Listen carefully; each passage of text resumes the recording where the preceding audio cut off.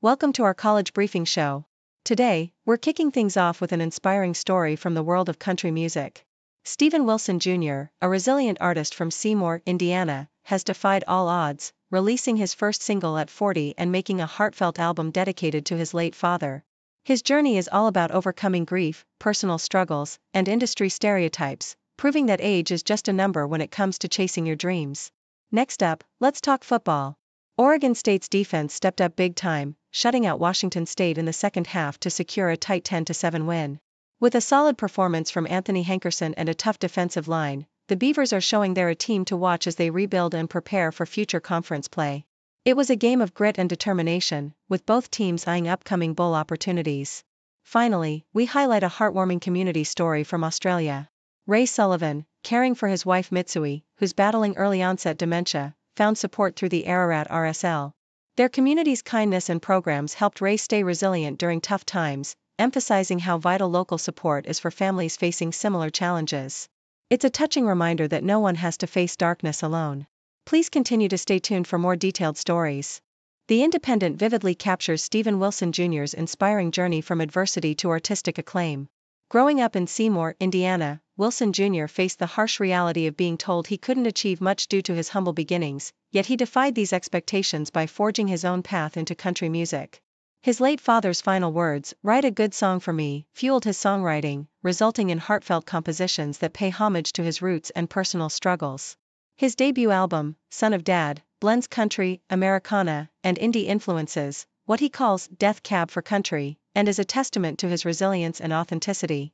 Wilson Jr.'s story is one of perseverance, from recording in his closet to performing at the NFL draft, all while grappling with grief and honoring his father's memory.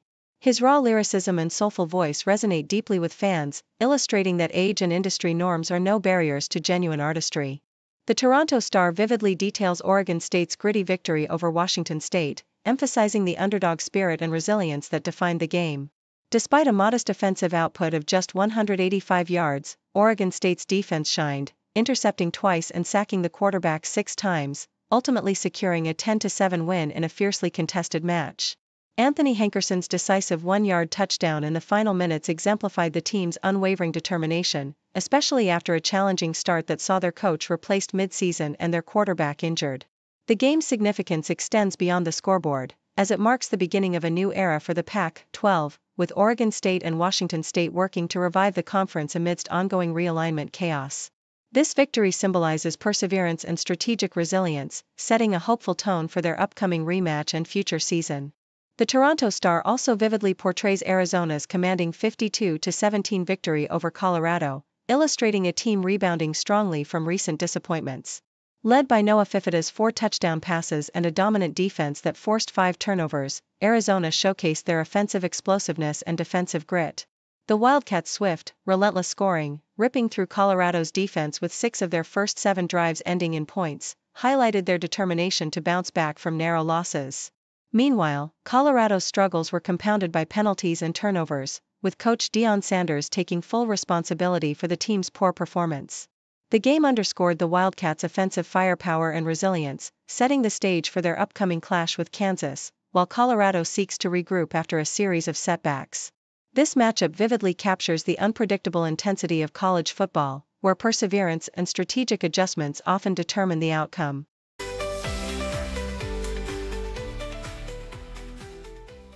The South China Morning Post reports that Iran is advocating for a closer strategic partnership with China, emphasizing the importance of wise and balanced cooperation to challenge unilateralism and global hegemony. Tehran's top envoy in Beijing, Abdulreza Rahmani Fazli, highlights that their relationship extends beyond mere economic ties, positioning itself as a key component in the emergence of a new Asia, where independent nations with ancient civilizations are redefining their roles in the global order. This alliance is seen as a geopolitical counterbalance to Western influence, especially amid the intense rivalry between Beijing and Washington. Iran's strategic location at the crossroads of major regions and its energy reserves make it a vital partner for China, particularly in the context of the Belt and Road Initiative and energy security. The article also touches on recent diplomatic efforts, such as China's mediation between Iran and Saudi Arabia, and the ongoing tensions surrounding Iran's nuclear program, with Western powers reactivating sanctions and China warning against further crises in the Middle East. The Toronto Star details Ole Miss's dominant football defense in their 30-14 victory over South Carolina, showcasing a formidable performance with 6 sacks and 2 interceptions. The Rebels, ranked 7th nationally and 3rd in the SEC, struggled offensively, with quarterback Trinidad Chambliss completing only 12 of 21 passes, though he managed a touchdown and a rushing score. The game was largely controlled by Ole Miss's relentless defense, which repeatedly pressured South Carolina's LaNorra Sellers, sacking him 6 times and forcing turnovers in critical moments. Quen Lacey's impressive 54-yard run sealed the game in the final minutes, adding to his 167 rushing yards. This win keeps Ole Miss in strong playoff contention, especially after tough upcoming matchups against Georgia and Oklahoma. The article emphasizes the importance of the victory in maintaining their momentum and hopes for a favorable spot in the college football playoff rankings. The Australian Broadcasting Corporation shares the heartfelt story of Ray Sullivan, a veteran whose life was profoundly impacted by his wife Mitsui's early-onset dementia diagnosis.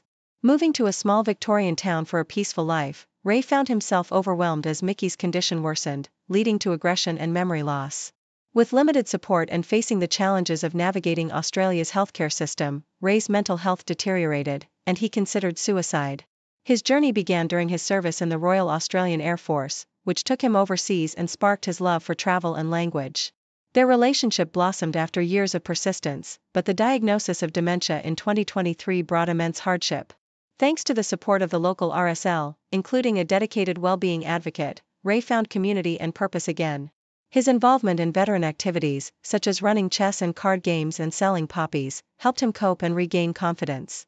The story highlights the crucial role of regional RSL programs in providing support for veterans and their families during times of darkness, emphasizing the importance of community and understanding in facing such life-altering challenges.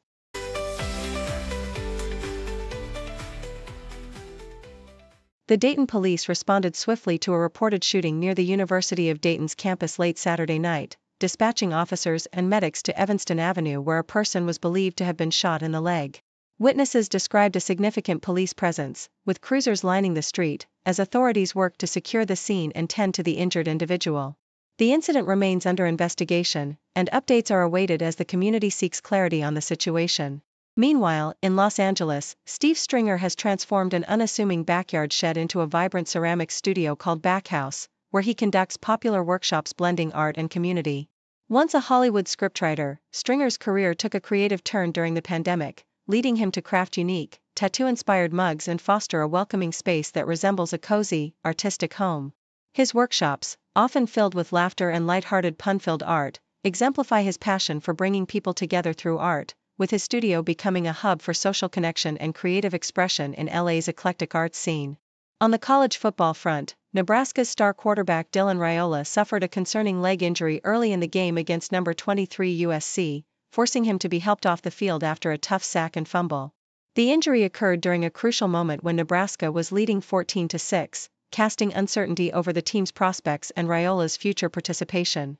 As trainers assisted him, fans and commentators watched anxiously, awaiting further updates on his condition amid the ongoing season's intense competition.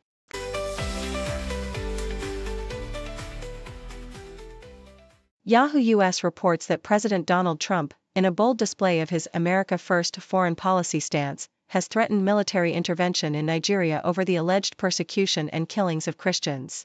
Trump announced that he had instructed the Pentagon to prepare for possible action, vowing that any attack would be swift and fierce, aiming to eradicate Islamic terrorists responsible for these atrocities.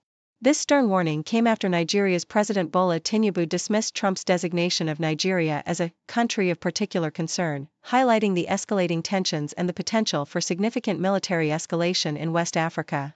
The Toronto Star details a thrilling college football showdown where Pittsburgh's young quarterback Mason Heinchel, the first true freshman to start for Pitt since 2017, threw for 304 yards and 3 touchdowns, guiding the Panthers to a 35-20 victory over Stanford.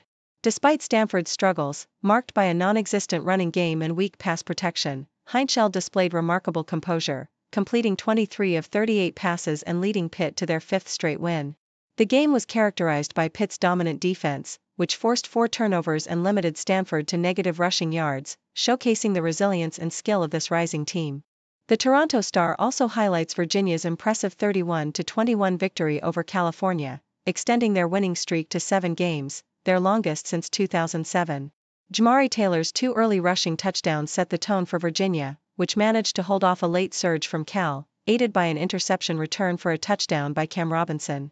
Despite a promising start, Cal faltered in the final quarter, failing to capitalize on scoring opportunities and ultimately falling short against the Cavaliers' disciplined defense.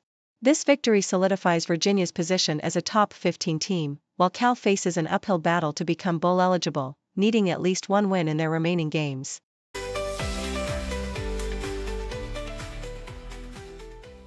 Thank you for tuning in. The content above showcases the latest briefing reports and analytical synopses, thoughtfully curated by the 6Do team. These insights stem from a wide array of reputable media outlets, think tanks, government sources, and specialized experts worldwide. We encourage you to explore these sources for a comprehensive perspective. Keep in mind that while the content may not always align with the official standpoint of 6Do Brief, it's not meant to be taken as absolute directives for decision-making. Comprising seasoned media professionals, learned scholars, and accomplished scientists, the 6Do team embodies a trailblazing, fully independent media entity. To customize 6Do Brief to meet your professional needs, you have the option to subscribe to a diverse array of briefings on our website, 6dobrief.com. Regardless of your location, you can conveniently receive 6Do Brief via email.